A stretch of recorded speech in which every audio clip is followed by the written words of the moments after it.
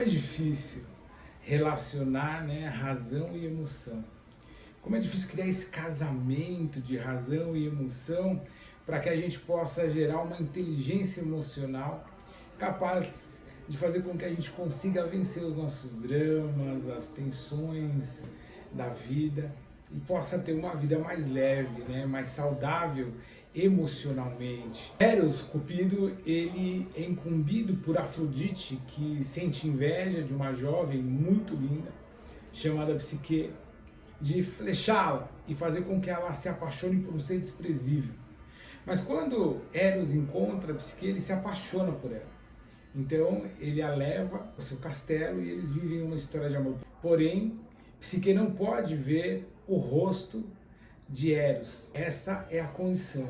Mas ela se deixa vencer pela curiosidade e quando ela olha para Eros, começa a se desencadear uma série de provações. Ela se afasta do seu amor, ela começa a passar por trabalhos extremamente difíceis que tem por finalidade fazer com que ela reconquiste Eros. No final, ela consegue e eles vivem uma ardente história de amor lá e são felizes para sempre. Eros pode representar as paixões, o amor erótico, mas na psicanálise a gente pode pensar como as paixões, as emoções, as pulsões que nos movem, enquanto a psique é a mente, é a razão. As emoções incontroláveis, né, a dificuldade que a gente tem de construir uma inteligência emocional, ela é fruto talvez de uma razão, uma mente não amadurecida. Ao passar pelas provações, ao passar pelas tarefas difíceis, Psique vai amadurecendo, né? E essa maturidade da mente faz com que haja um casamento entre razão e emoção. Pensamento gera emoção, emoção interfere na ação e a ação impacta no resultado. Então a maior parte dos nossos resultados e das nossas ações, elas estão diretamente ligadas à forma com que nós fazemos a gestão das nossas emoções. Mas as emoções, elas nascem do pensamento, elas nascem da nossa mente. Quando a gente se deixa levar pelas emoções, é porque muitas vezes nós não nos conhecemos, nós não sabemos quem nós somos, né? Ou então a nossa mente ainda ela não amadureceu a ponto de fazer com que a gente possa refletir sobre todas as situações. O exercício da reflexão, ele é muito importante para que a gente possa mudar o nosso comportamento. Comportamentos, sabe, às vezes parece que a gente vive um ciclo viciante ou um ciclo vicioso, não é? A gente não consegue sair do lugar, às vezes a gente vai repetindo muitos comportamentos que acabam trazendo um resultado muito complicado para a gente. E essas repetições, muitas vezes elas são frutos de uma falta de reflexão.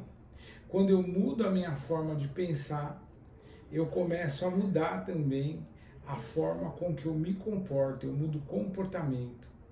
É muito difícil eu conseguir essa mudança de comportamento se eu não refletir sobre as minhas emoções e sobre as decisões diárias que eu tomo. Todos os dias, desde a hora que eu levanto até a hora que eu vou me deitar, eu estou tomando decisões. E algumas decisões, elas acabam se tornando mecânicas e orgânicas, né? Mas o tempo inteiro eu estou tomando decisão. E às vezes essas decisões mecânicas e orgânicas, elas são principais responsáveis pelo mal-estar que a gente sente na nossa alma. Noites mal dormidas, alimentação, estilo de vida. Mas se eu não pensar sobre o porquê eu faço o que eu faço, a tendência de eu continuar repetindo isso vai ser cada vez maior. É muito difícil crescer. A maturidade é um processo difícil. Eu preciso entender que, independente de eventos que foram marcantes ou traumáticos na minha vida, independente do que as pessoas fizeram ou deixaram de fazer comigo, quem eu sou é algo que depende de mim. Eu preciso, às vezes, ressignificar o meu passado, fazer as pazes com ele. Porque existem duas coisas que são extremamente fantasiosas. Uma é o passado e outra é o futuro. Porque do passado a gente tem uma ideia, do passado a gente tem lembranças. E é incrível quando depois de um tempo você conversa com algumas pessoas sobre um evento passado, e cada uma tem seu ponto de vista, sua ideia, parece que cada uma tem uma história diferente sobre o mesmo assunto. Porque nós temos lembranças e memórias afetivas que interferem nos reais acontecimentos do passado. E o futuro ainda não aconteceu, então eu não posso ter ele como algo real e factível. A depressão, ela é fruto de condições multifatoriais, mas o excesso de passado, ele é um dos responsáveis pelo processo depressivo. Ansiedade é excesso de futuro. E a falta de reflexão, de pensar sobre, nos faz não viver o presente. O passado pode ser um aliado, como uma referência para as minhas ações futuras, como pode ser um inimigo que me persegue e me faz declinar de muitas coisas que eu poderia viver por medo.